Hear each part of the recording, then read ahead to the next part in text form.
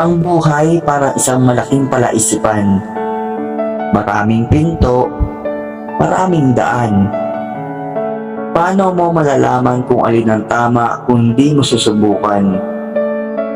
Baka yung akala mong mali, yun pala yung magdadala sa'yo sa tamang landas. Baka yung akala mong mahirap, madali lang pala kung susubukan mo lang. Huwag mong hayaan ng takot ang pumigil sa'yo. Isipin mo lahat ng bagay na gusto mong gawin. Gusto mong maranasan. Subukan mo kahit konti lang.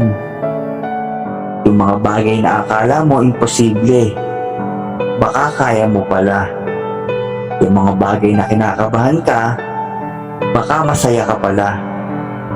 Ang pagsubok ay hindi lang para malaman mo kung ano ang kaya mo, kundi para malaman mo kung sino ka talaga. Kaya go lang. Subukan mo. Walang mawawala. Marami ka pang matutuklasan sa sarili mo. At isipin mo, ang saya-saya kapag nagtagumpay ka dahil sa sarili mong pagsusumikap.